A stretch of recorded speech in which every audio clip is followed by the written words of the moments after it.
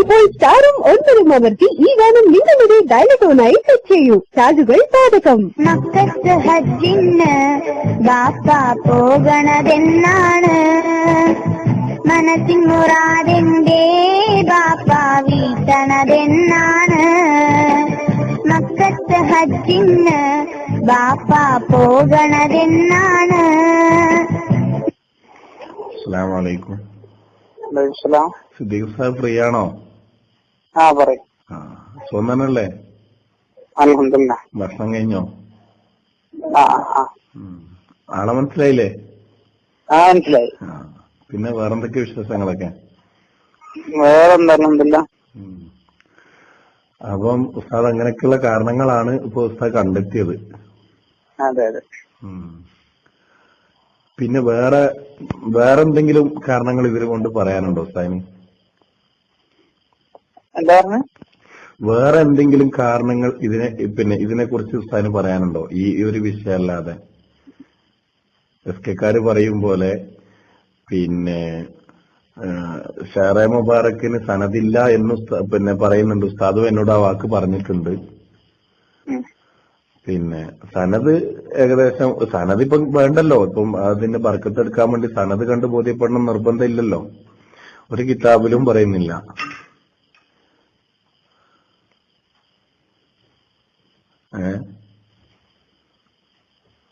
Hello, കേൾക്കുന്നുണ്ട്. ഞാന് എന്നതില്ല എന്ന് മാത്രല്ല, വേറെ മൊത്തത്തില് ആ മുടിന്റെ കാര്യത്തില് വേറെ 2-3 തിരിമറികള്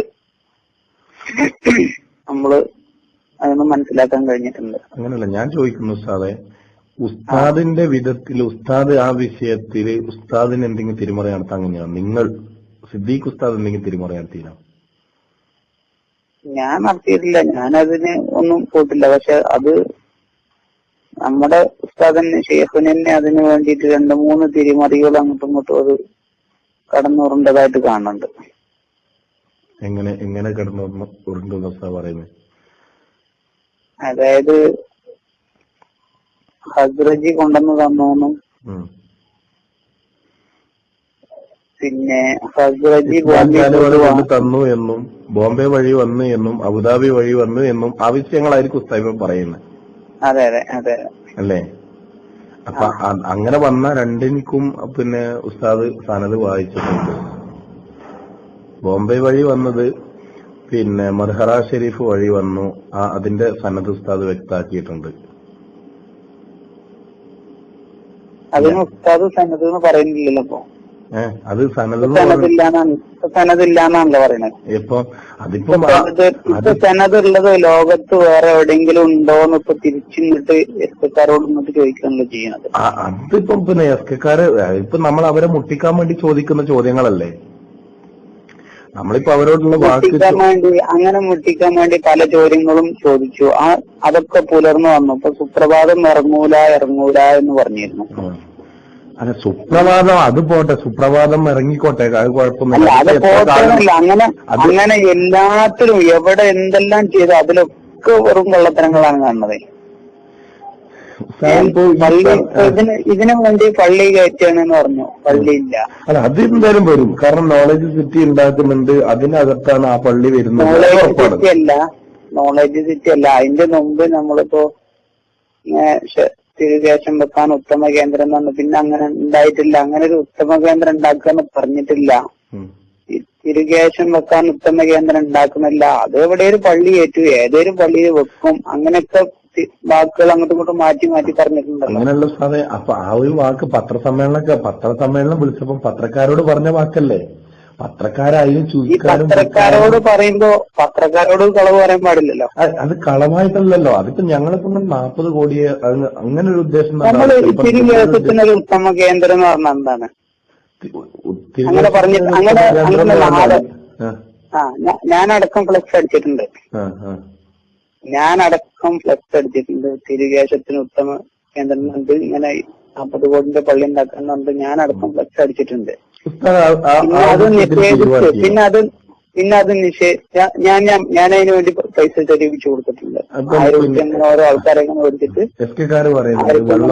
വെള്ളം 1000 രൂപക്ക് അല്ലെങ്കിൽ പിന്നെ ഇങ്ങനെ അതില് പിന്നെ MRP ഒക്കെ റേറ്റ് ഒക്കെ അടിച്ചിട്ട് വിറ്റിട്ടുണ്ട് എന്നൊക്കെ അത് ഉസ്താദ് വിശ്വസിക്കുന്നുണ്ടോ? അതല്ല, ഞാൻ അതിനു വേണ്ടിയിട്ട് പൈസകള് സ്വരൂപിക്കാൻ വേണ്ടിയിട്ടുള്ള കാര്യങ്ങൾ ചെയ്തിട്ടുണ്ട്.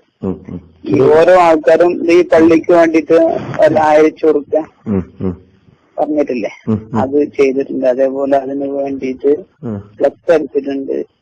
ഇപ്പൊ ആ ഫ്ലക്സുകളൊന്നും എവിടെയും ആരും പരസ്യം ചെയ്യുന്നില്ല. ഉത്തമ കേന്ദ്രം എന്ന് പറഞ്ഞിട്ട് എവിടെയും ആദ്യം അതൊക്കെ പരസ്യം ചെയ്തിരുന്നു, അത് വിറ്റിരുന്നോ, അതിനുള്ള എല്ലാ കാര്യങ്ങളും ചെയ്തിരുന്നു. ഇപ്പൊ അതില്ല. ഇപ്പൊ തിരികേറ്റത്തിന് ഉത്തമ കേന്ദ്രം, ഇപ്പൊ നോളജ് സിറ്റി എന്നുള്ള ആ വാക്ക് മാത്രമേ വരുന്നുള്ളൂ. ഇപ്പം പിന്നെ ഞാൻ ഉദ്ഘാടനം ചെയ്ത പിന്നെ ലോ കോളേജിന്റെ അതൊക്കെ ഇപ്പം ഉസ്താദ് ഇതുവരെ ആരോടും പറയാത്ത സംഭവങ്ങളാണ് അതൊക്കെ ഉണ്ടാക്കിയത്. അതിനൊന്നും നമ്മളിപ്പോ ആരോടും പിരിവെടുത്തിയിട്ടില്ല, നടത്തിയിട്ടില്ല. പറയാത്ത കാര്യങ്ങൾ ഉണ്ടാക്കിയല്ല, പറഞ്ഞ കാര്യങ്ങൾ ഉണ്ടാക്കുന്നത്. അങ്ങനല്ല, പറഞ്ഞ കാര്യങ്ങൾ ഉണ്ടാകുന്നുണ്ട്. അതിപ്പോ കേരള യാത്രന്റെ സമാപനത്തില് അവിടെ വെച്ചിട്ട് അവിടെ ഒരു സംഭവം ഉണ്ടാക്കുക എന്ന് പറഞ്ഞിട്ട് അവിടെ ഒരു ഭയങ്കരമായ ഒരു പിരിവ് നടത്തിയല്ലോ. അത് ഖലീൽ തങ്ങളെ കേരളത്തിലല്ലേ, അത് എന്തായാലും നടക്കും ഇൻഷാ അല്ലാഹ്. അതിലൊന്നും ഒരു സംശയങ്ങളില്ല. ഈ നടക്കും എന്നുള്ളത് പറയല്ല. മറ്റുള്ളവരെ കാര്യങ്ങൾ സുപ്രഭാതം ഇറങ്ങൂല, അവര് അത് ആക്കൂല ഇതാക്കൂല, അതൊക്കെ പുലർന്നു കഴിഞ്ഞു. ഇതിപ്പോഴും പുലർന്നില്ല. അങ്ങനെയല്ല, സുപ്രഭാതം ഈ സുപ്രഭാതം ഇറങ്ങുന്നതിന്റെ ആഴ്ചകൾക്ക് മുമ്പ് വരെ ഒരാഴ്ചകൾക്ക് മുമ്പ് വരെ അത് ഇറങ്ങൂലെന്ന് തറപ്പിച്ച് പറഞ്ഞേൽപ്പിക്കാറുണ്ട്. അല്ല, അതിപ്പം അവരോട് ഇറങ്ങൂല, അത് മദ്രസകളിൽ നിന്ന് അവരിൽ നിന്ന് വരുന്ന തിരിച്ച കാശ് തിരിച്ചു നൽകണം എന്നൊക്കെ പറഞ്ഞ് മുറവിളി കൂട്ടിയ ആളുകളുണ്ട്.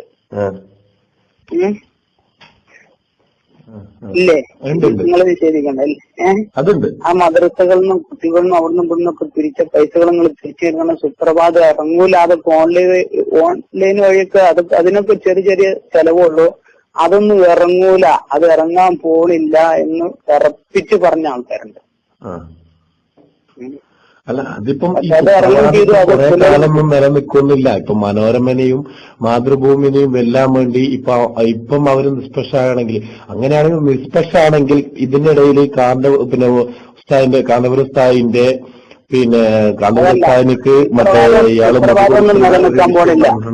സുപ്രഭാതം നിലനിൽക്കാൻ പോണില്ല. അതൊക്കെ അങ്ങേ അറ്റത്ത് ആലോചിച്ചിട്ട് അതിനൊക്കെ വരിക്കാരെ ചേർത്ത് ലക്ഷങ്ങൾ അതിന്റെ വരിക്കാർ ഇത്ര ആളുണ്ടെന്ന് നിങ്ങൾ കേട്ടില്ലേ? ലക്ഷക്കണക്കിന് ആളുകള്. ആ സുപ്രഭാതത്തിന്റെ പകുതി വരിക്കാർ പോലും ആരില്ല, നമ്മളെ സുരാജിനില്ല. അത് വെറുതെ പറയാ. കാരണം വെച്ചാല് സുപ്രഭാതത്തിന് അതിപ്പം അവര് വെറുതെ അടിച്ചു വിടുന്നതാണെങ്കിൽ ഇപ്പൊ 5.5 ലക്ഷം 6.5 ലക്ഷം ഇത്രയും ജനങ്ങളുണ്ടെന്നൊക്കെ വരിക്കാരുണ്ടെന്നൊക്കെ പറയുന്നുണ്ട്. പക്ഷെ അതൊക്കെ വെറുതെ അടിച്ചു വിടുന്നതാണെങ്കിലോ? വെറുതെ അടിച്ചു വിടുന്നതൊന്നുമല്ല. സമസ്തന്റെ എത്ര മദ്രസകളുണ്ട്?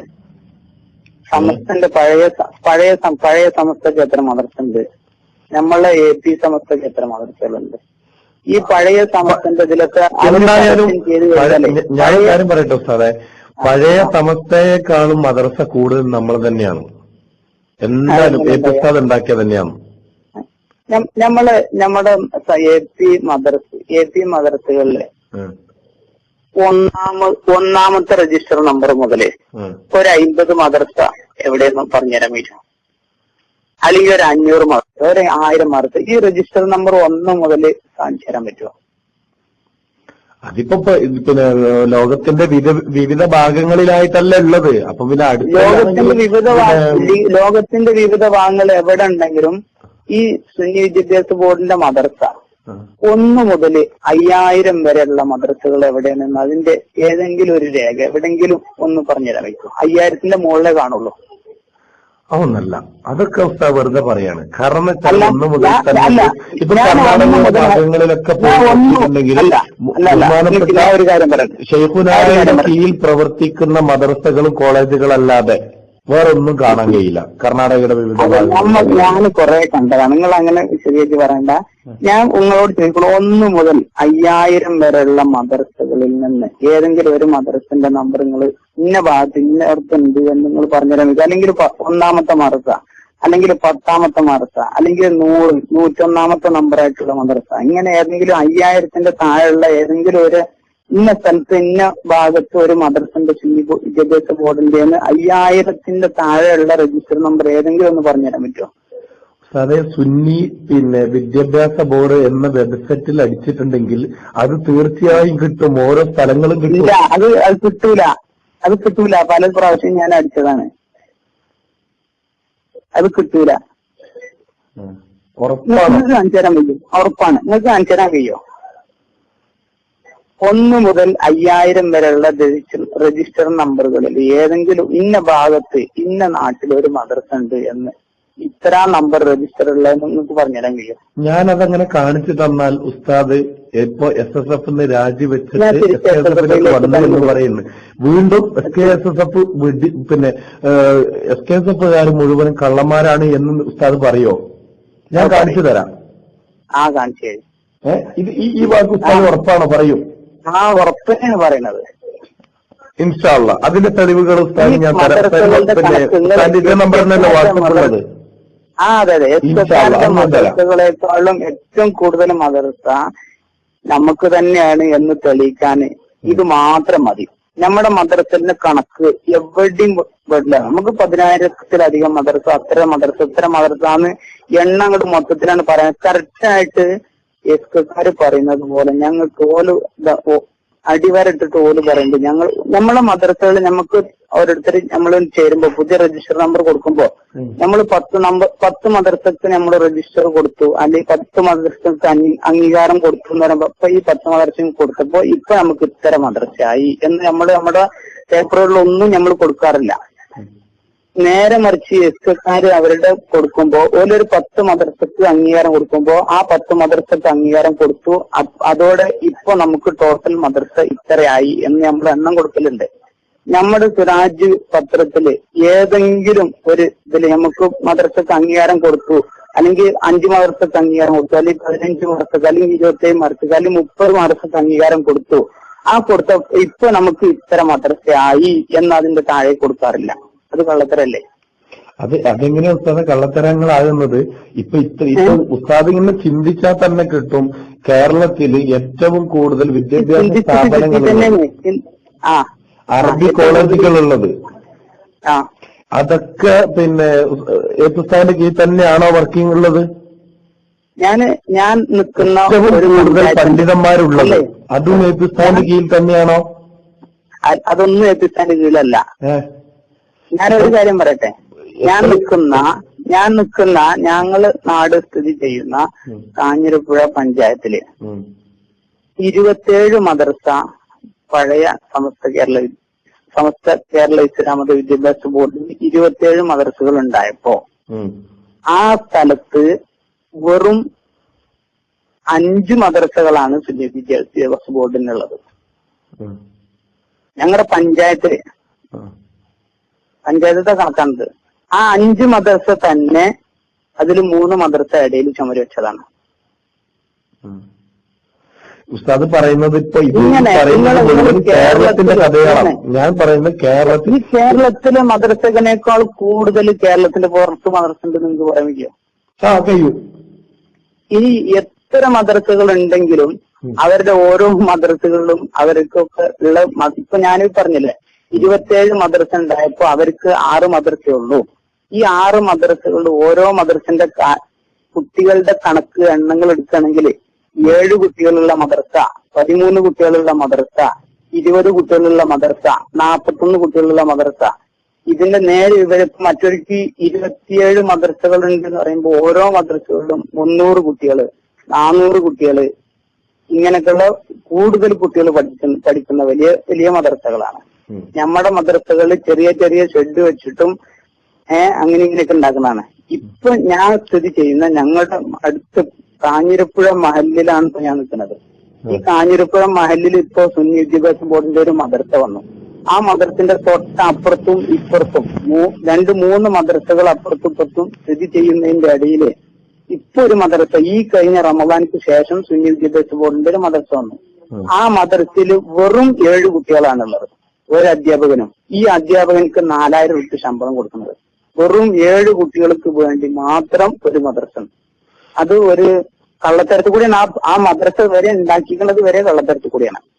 കാരണം ഒരു 5 സെന്റ് സ്ഥലം 2 വ്യക്തികളുടെ പേരിൽ വാങ്ങിയിട്ട് അതിന് വേറൊരാളേക്കൊന്ന് പള്ളി കയറ്റാനാണ് എന്ന് പറഞ്ഞിട്ട് വലിയൊരു സംഖ്യ, ഭീമമായ ഒരു സംഖ്യ വാങ്ങി.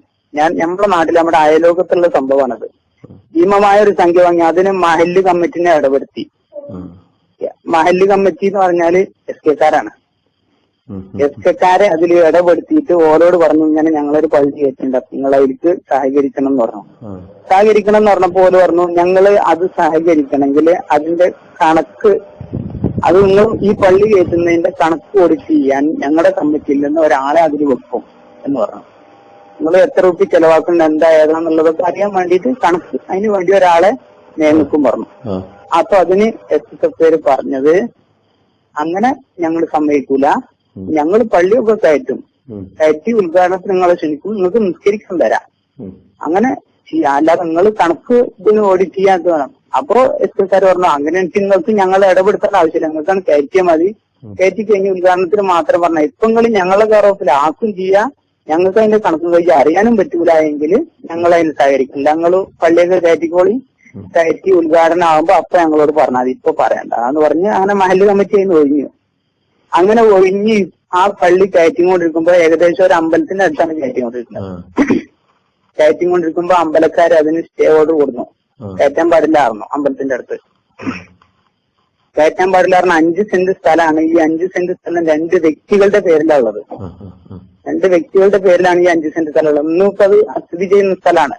ആ സ്ഥലത്തിന് സ്റ്റേ ഓർഡർ വന്നു, അങ്ങനെ കയറ്റാൻ പാടില്ല എന്ന് വന്നു. പള്ളി കയറ്റിലവിടെ മുടങ്ങിപ്പോയി. അതുപോലെ ഇപ്പൊ അത് മുടങ്ങിക്കിടക്കുന്ന മാത്രമല്ല, അതിന് പില്ലറൊക്കെ കെട്ടി കമ്പിയൊക്കെ കെട്ടി ഇങ്ങനെ ആ കമ്പിയൊക്കെ കെട്ടി ഇങ്ങനെ കിടക്കുന്നുണ്ട്. അങ്ങനെ ഈ 5 സെന്റ് സ്ഥലത്ത് എന്ത് കാട്ടിന്നറിയോ? എന്റെ ഒരു സുഹൃത്ത് ഷിഹാബ് സക്കാഫിന്റെ പേരിൽ ഈ 5 സെന്റ് സ്ഥലം, 2 ആളെ പേരിലുള്ള ഈ സ്ഥലത്തുനിന്ന് 3 സെന്റ് സ്ഥലം ഷിഹാബ് സക്കാഫി എന്ന് പറഞ്ഞ ആളെ പേരിൽ രജിസ്റ്റർ ചെയ്തപ്പോ ഈ 5 സെന്റിന് 3 സെന്റ്, എന്നിട്ട് ഈ 3 സെന്റ് അവന്റെ പേരിൽ രജിസ്റ്റർ ചെയ്തിട്ട് അവന് ഈ സ്ഥലത്ത് വീട് വെക്കുകയാണ് എന്ന് പറഞ്ഞിട്ട് പഞ്ചായത്തിൽ നിന്ന് ഒരു പെർമിറ്റ്. ഈ 5 സെന്റിത്തെ 3 സെന്റ് സ്ഥലത്ത് ഞാൻ വീട് വെക്കുകയാണ്, എനിക്ക് വീട് വെക്കാനാണ് പെർമിറ്റ് വേണം എന്ന് പറഞ്ഞിട്ട് വീട് വെച്ചിട്ടില്ല. വീട് വെക്കാൻ വേണ്ടി എനിക്ക് കറന്റായിട്ട് ഉപയോഗങ്ങളൊക്കെ ഉണ്ട്, അപ്പൊ എനിക്ക് കറന്റ് വേണം എന്ന് പറഞ്ഞിട്ട് അവിടെ വെട്ടുകല്ല് കൊണ്ട് കുറച്ച് അടുക്കി വെച്ചിട്ട് അതിന്റെ മേലെ ഷീറ്റ് ഇട്ട് അതിനകത്ത് കറന്റ് വലിച്ചിട്ട് അവിടെ ഒരു ഷെഡ് കെട്ടി. ഈ ഷെഡ് കെട്ടിയത് ഷിഹാബ് സക്കാഫിന്റെ പേരിലുള്ള 3 സെന്റ് സ്ഥലത്തല്ല ഷെഡ് കെട്ടിക്കുന്നത്, അപ്പുറത്തുള്ള 2 സെന്റ് സ്ഥലത്താണ്. ആ 2 സെന്റ് സ്ഥലത്ത് ഷെഡ് ഉണ്ടാക്കിയിട്ട് ഈ 3 സെന്റ് സ്ഥലത്ത് ഇത് വെച്ചിട്ടാണ് ആ 2 സെന്റ് സ്ഥലത്ത് ഷെഡ് വെച്ചിരിക്കുന്നത്. എന്നിട്ട് അതിൽ ഷീറ്റ് കൊണ്ട് മേഞ്ഞ ഒരു ഷെഡ്, അതിന് ഷീറ്റ് കൊണ്ട് തന്നെ മറയും കെട്ടിയിട്ടുണ്ട്. എന്നിട്ട് അതില് 6 or 7 കുട്ടികൾ മാത്രം പഠിക്കുന്നുണ്ട്. അങ്ങനെ നടക്കുന്ന ഒരു സ്ഥാപനം ഞങ്ങളുടെ അടുത്ത് ഇപ്പൊ കഴിഞ്ഞ റമദാന് ശേഷം വന്നതാണ്. അത് ഞങ്ങളുടെ പഞ്ചായത്ത് മെമ്പറിന് അതിന്റെ ഉദ്ഘാടനത്തിന്